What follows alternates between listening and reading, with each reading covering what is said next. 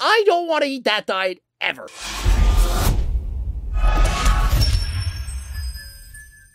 Coach Greg, in today's video, we're going over the perfect diet for health, muscle gain, and fat loss. Hamza made a video, one of his most popular of all time, explaining exactly what you do to put on muscle, lose fat, and to be healthy. Hamza, who's primarily known for helping men to become men, used to have an average physique, but now truly has an outstanding physique. And so let's examine his advice. Is it good? Is it bad? Or is it a little bit of both? And I'm telling you in advance, it's a little bit of both.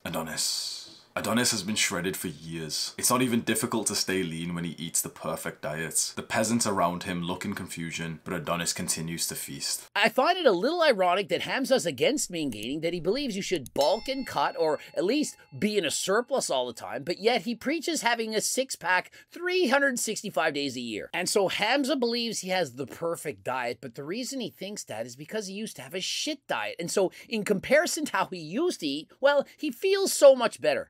And some of the points do in fact make sense, but a lot of them, they go against what the research and the science says. My diet has been horrendous because I trusted these guys on the internet. These motherfuckers told me you can eat whatever you want, you can eat all the junk food as long as it fits your macros. I trusted them. Now remember, Hamza's only 25 years of age, and when he first started watching YouTubers, he was only in his teen years. When you're a teenager, you oftentimes fall for bullshit advice, you know, the majority advice you see on TikTok, and you don't know the difference between great advice, good advice, and downright shitty advice. And so unfortunately, he listened to the shit advice. Force feed. Doesn't matter where you get your calories from. More calories, more muscle. Well, all that's going to result is you being overweight, skinny fat, or fat, and who wants that? And so some YouTubers back in the day did believe that all macros that it didn't matter. For example, Jeff Nippard, before he did all the research, he had a channel that was called Ice Cream for PRs. He used to follow if it fits your macros. You know, doesn't matter if they're quality carbs, sugar, whatever, as long as you're getting in your macros. But we all know that that is not how it is.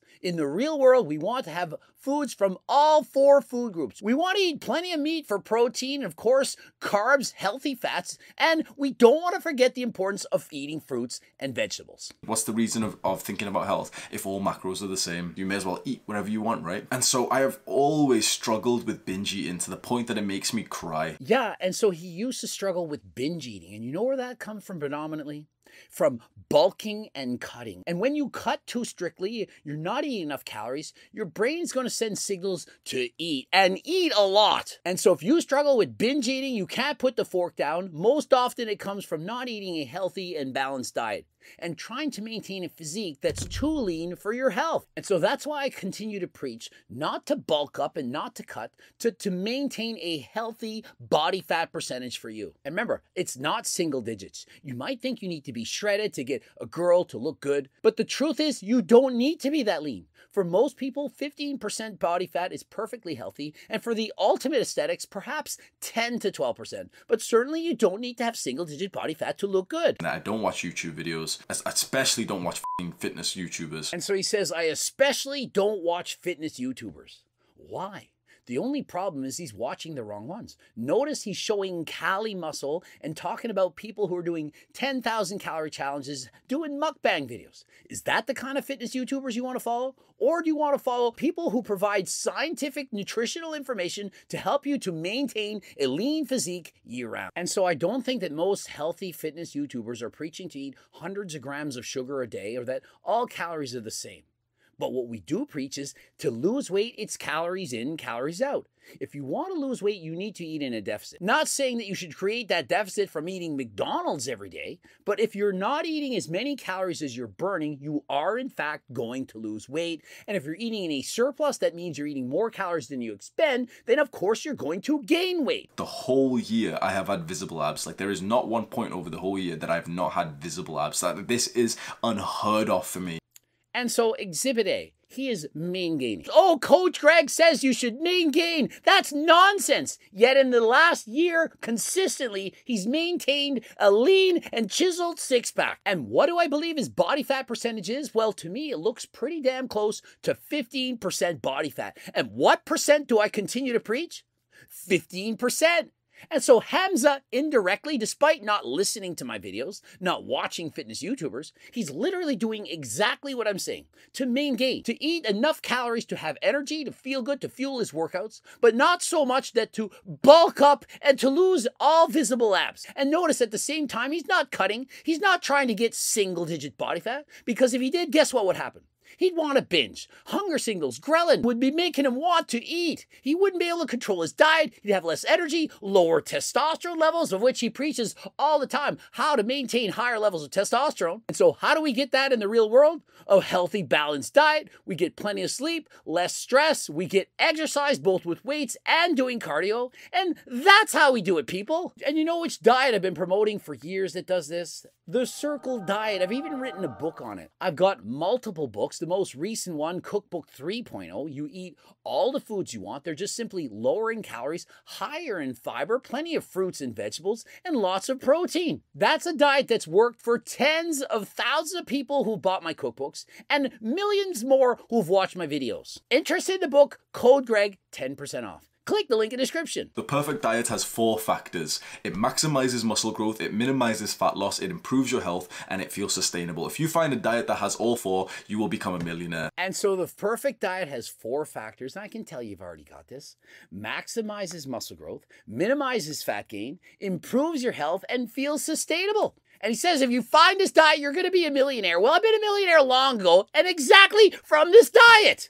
You think it doesn't work. Oh, Hamza, fitness YouTubers, they don't know what they're talking about. Yet he's literally explaining exactly what I'm preaching. I have cookbooks showing this. I literally have a written Circle diet book, and I have free diet and training programs that I give for free on my website for people that can't afford it. And so if you want it for free, of course, head over to my website, first and last name and email address, giving it 100% free. We need protein around the clock to maximize muscle protein synthesis. And you can imagine this is like the process of turning protein into muscle. And Hamza must realize there's up to 5 opportunities for muscle protein synthesis to occur. That's why on my diet plans, I don't encourage people to fast.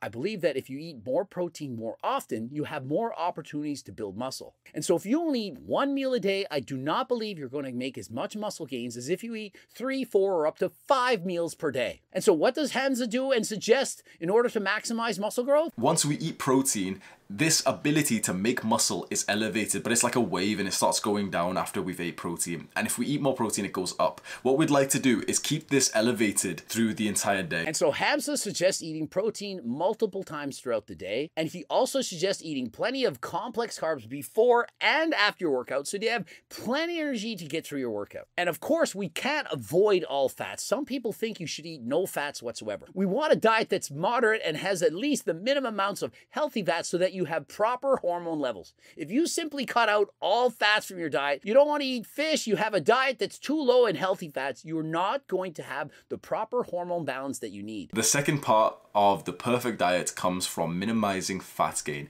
and this comes from fasting. There is no better way to structure your diet than fasting. Fasting means to not eat certain things. Most people think that it's calories. Most people think that you fast from calories. That's bullshit. We fast from carbs, maybe fat, but not calories, especially not protein. And so Hamza doesn't actually understand what fasting means. He says most people think that fasting is when you don't eat as many calories, that you cut out your carbs.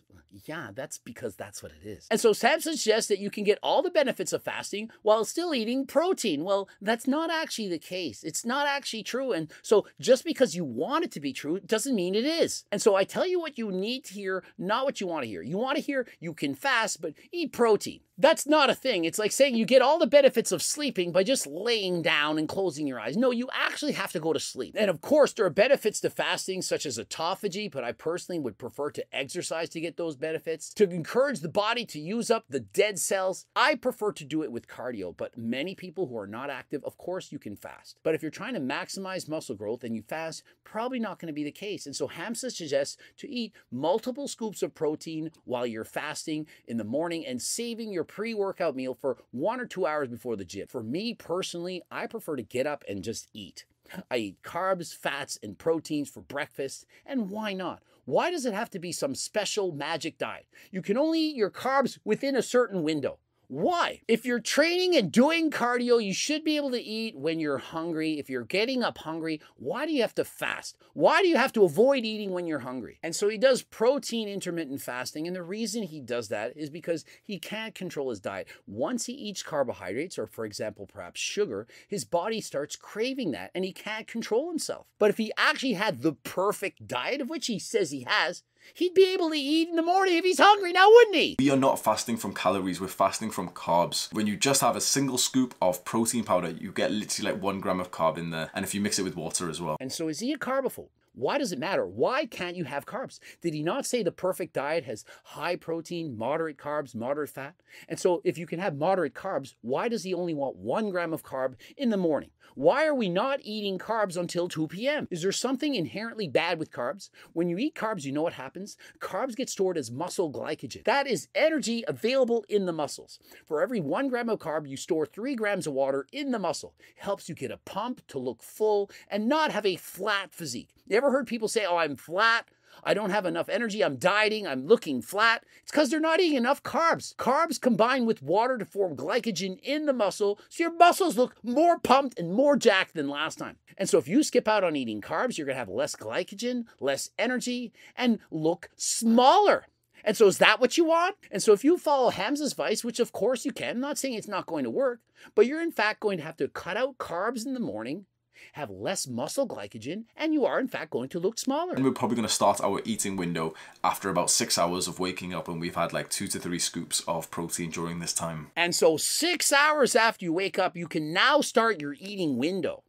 Remember, with Coach Greg's diet, there is no window. You eat whenever you want. If it's before bed, you eat. If it's first thing in the morning, you eat. If it's halfway between lunch and supper and you're hungry, you eat. Who wants to eat when they're hungry versus how many of you want to avoid eating when you're starved? And no, that scoop of whey protein mixed in water ain't gonna cut it for the 6 hours of my breakfast. I don't want to eat that diet ever. The meal that we eat an hour or two before we go to workout will be high in complex carbs, moderate in protein, and it's going to be about moderate in fats too. And then post-workout, it's going to be pretty much the same. And so yeah, an hour or two before training and an hour or two after training, having a diet that's moderate protein, moderate carb, moderate fat, that makes sense. Nothing wrong with that. But remember, to get to this point, you had to starve yourself for 6 hours only eating whey protein. Is that really what you want to do when you can have so many delicious recipes from my cookbook? For example, French toast, pancakes, wraps, you name it. Why avoid having to eat the things that you love and only being able to eat it before and after your workouts when you can eat it all day long? Remember, the diet you're going to follow is the diet you will follow for the rest of your life. And so if you cut out everything, for example, if you love pizza,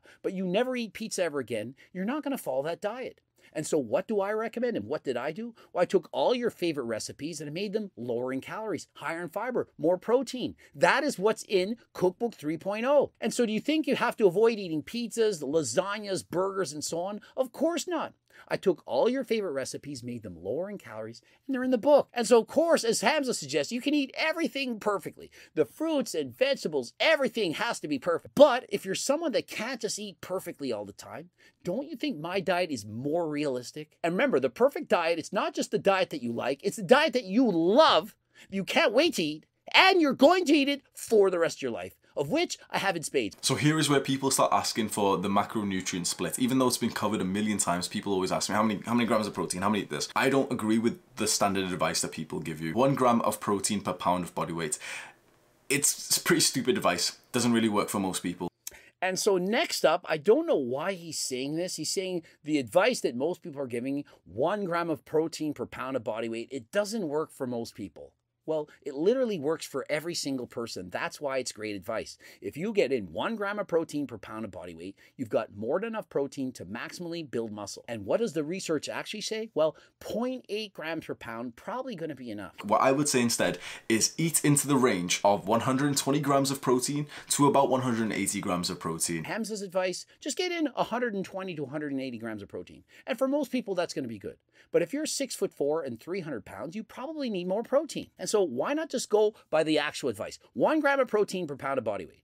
Remember, the bigger you are, the more protein you need. And protein is very satiating, and it takes more calories to digest protein than it does to digest fats or carbs. And so if you have a diet that's very high in protein, it's much easier to stick to, and it does in fact boost your metabolism. It's called the thermic effect of food. More protein, higher thermic effect, more calories burned, more muscle built. And so how is that bad advice? But hey, you can listen to Hamza. After all, he has over 2 million followers, more followers than Coach Greg. And so therefore, he must know way more about nutrition than Coach Greg. And this is all about being better. There's no such thing as perfect. There's just better than you are right now. Go to the gym and lift weights, train your entire body twice per week. And don't forget to do 150 minutes of cardio a week. Try to get plenty of sleep. For most people, about 8 hours is what they need. Minimize stress and work hard. Don't forget to progressive overload. Try to do a little bit more, do a little bit harder than you did previously, and you're going to do just fine. Subscribe, click the bell button, comment to boost the algorithm. Don't forget to watch one of the bloops. And of course, the cookbooks, training books, coaching plans by me and my team, that Circle diet book, and the Harder Than Last Time clothing line. Get all that there. Don't forget about the free diet and training program, all the supplements. Remember, enter code Greg, 10% off. And until next time, I am out.